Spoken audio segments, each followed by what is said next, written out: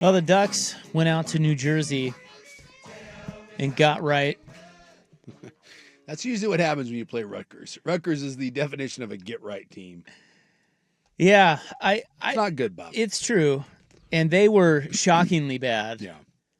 The final was 56-10 if you didn't see it. And it could have been worse than that. I think they had 5 guys average 11 or 12 yards a carry. Well, they had 42 at half. Yeah. So I guess the thing with Rutgers, it's a weird one because we were talking about this a little bit with Joey on Friday, and it was just like, who cares? This Rutgers, Oregon's going to beat them. But there's something about Rutgers. I think it's just because Shiano is their coach. Mm-hmm. He has done a good job with them, and they're 3-4 this year.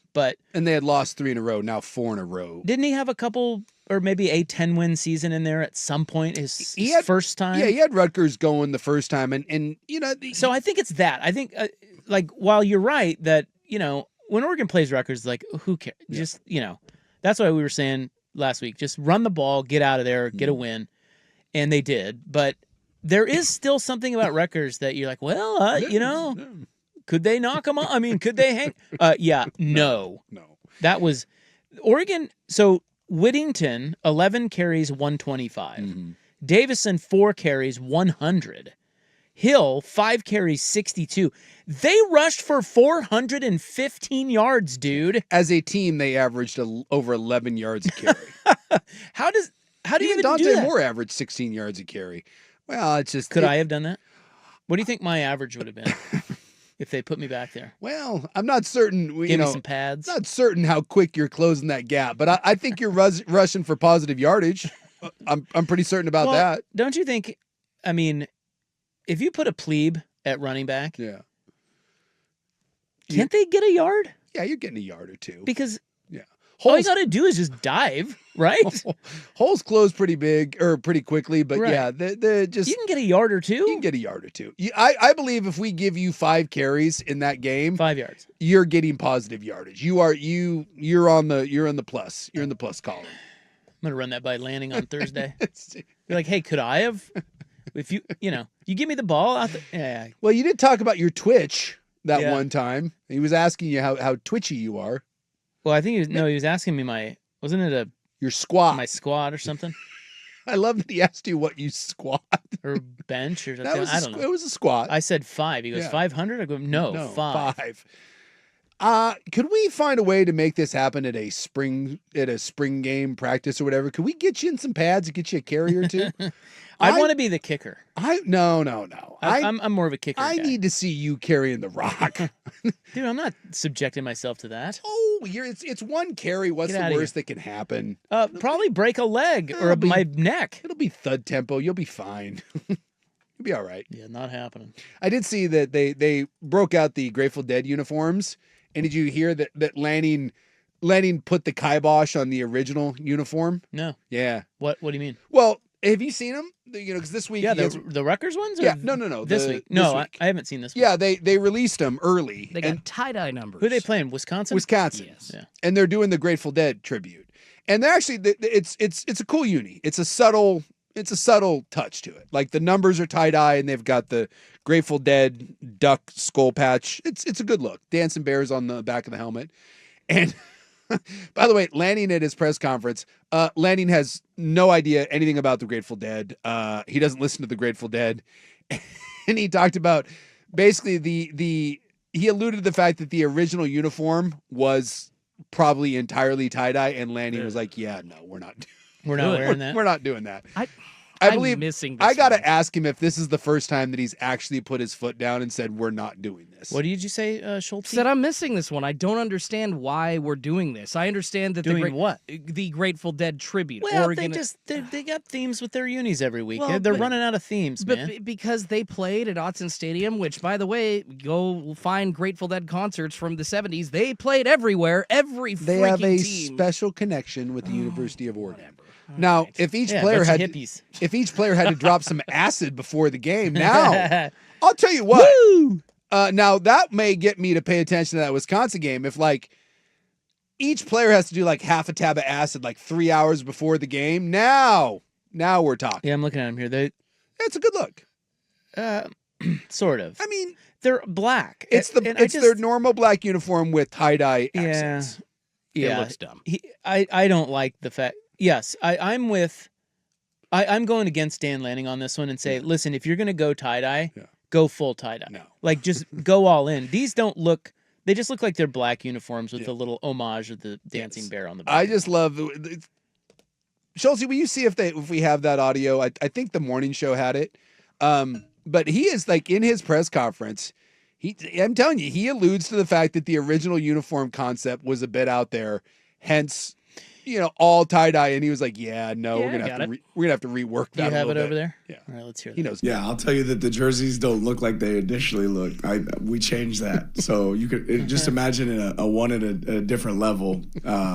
And it's been toned back a little bit, but exciting to have that opportunity when you start to dig into the history of the Grateful Dead playing over 20 shows here, their involvement with the university, how it created revenue, obviously an innovative, right, think outside the box group, and what they were able to do here in the Eugene community is pretty cool. So I'm gonna have to spend some time to listen to them. I haven't done a good job of that yet, so maybe I can turn that on my late drive home tonight.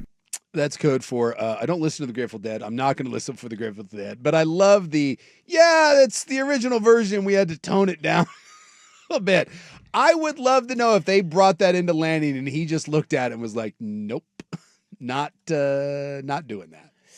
Well, it kind of sounds like that's what he was saying. Yeah, but he's a big music guy. Last week, you weren't here, but he came on and we were talking about music again because I feel like it's a good way to get him.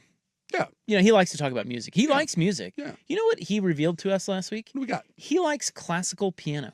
Really? And he often puts classical piano Like on. a Chopin or, sort of thing? I think you mean Chopin. Yes, Derek Chopin. Yeah, no, he said he likes classical piano. Okay. And he also It is very soothing. Yeah, and he also turned us on to the AI. Do you still have those in the system, Schultze? Yeah, let me grab those. I want to play one of them for you. I'm gonna pick one. Yeah. Yeah, do the Teen Spirit one. I thought it was the best of the three. But he said, "Hey, have you heard of somebody showed him these on YouTube, and they're AI songs, recreations of Eminem and like 50 Cent. This one is Nirvana. And they're like 50s, 60s jazz. Motown. Yeah. It's a Motown version. Yeah, versions of it. Yeah, I've heard some of these. These are great. And they're all AI. Oh, I didn't know So Lanning's been listening to this stuff. I'll be damned. We're cooked. Telling you, we're cooked. I mean, how good is this? I didn't know these were. I've heard versions of these like There's this, a ton of them. but I never knew that these were AI. I just figured people were do it. Like there was I forget the name of the group, but No, they're AI. There was someone years ago that was they would do like bluegrass hillbilly versions of rap songs. Yeah. There's like I think they were called the Gourds. Like they did a gin and juice, but they did gin and juice, but with it's country. And some of them are really good. Yeah, So they paid those people for the rights to do those songs. Yeah. This is just AI. I mean, it's good. Pretty good. It's like an ABBA sort of, Teen Spirit thing. Yeah. All right. Well, Dan Lanning's listen to that. But not the Grateful Dead. Well, look. Lanning sounds like he doesn't really get the connection as much as I do. So, Well, someone's saying, which I appreciate. Someone's saying, Schultze, if you knew anything about the Grateful Dead, you would know that Eugene was their second home. Apparently, they considered. Well, I know. and does it say something that? Schultze. Well, this is the weird. It's a college football team that's celebrating acid. I mean, look, the Grateful Dead made their own acid. Like that's what they did. This is LSD. And it is kind of weird that you're like, yeah, tie-dye football acid. But it's not like it's BYU.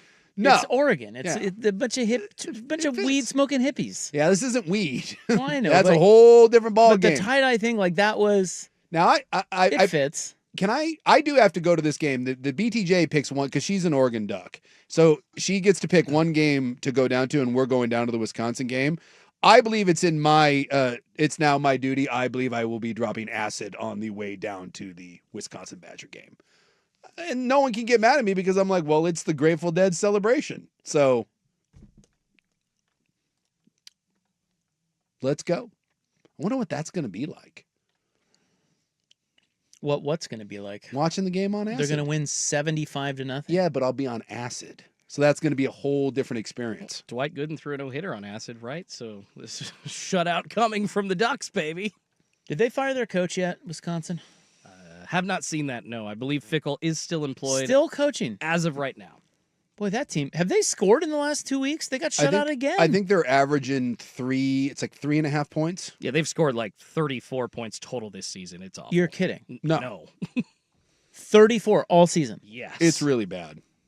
Like I said, I think they're averaging. Oh my God. I think for the year, it's in the single digit. Wow. Pull it up and see what they're. Why haven't they fired him? It could be a money thing too. 10, 14. Oh, excuse me. 44. My apologies. Yeah, they have lost now. They beat Miami, Ohio, and Middle Tennessee, and they've lost 5 in a row. 34-0, 37-0, 24-10, 27-10, 38-14, and that's been that's their 5-game losing streak. And I believe like that 14 against Alabama, I think those were garbage Alabama like backup points. That's wild. I mean, Iowa shut them out 2 weeks ago. Iowa. Oregon will beat them at home. This will be 56-10. 56-10. That sounds about right. You think they go for the scoregami, like try to get 56-10 as many games in a row as they can? Who they play after Wisconsin? Is that Iowa? Yes. They've got Iowa on the road. Is that the next one? I believe so. Iowa Iowa. on the road, by the way, might actually be. No, it'd be a fun game. Well, look, Indiana's really good. Iowa held Indiana to, I believe, 20 points. Now, Iowa can't score, but that has potential. If you want to look at like a weird game that may be a little funky, remember last year they went on the road to Wisconsin, and Wisconsin, who wasn't good then, and Wisconsin played them to, deep into the fourth quarter. That wouldn't shock me one bit. If they go on the road to Iowa and in the fourth quarter, that's one of those weird, it's like 17-10 sort of games, and they feel like they drag you into deep water.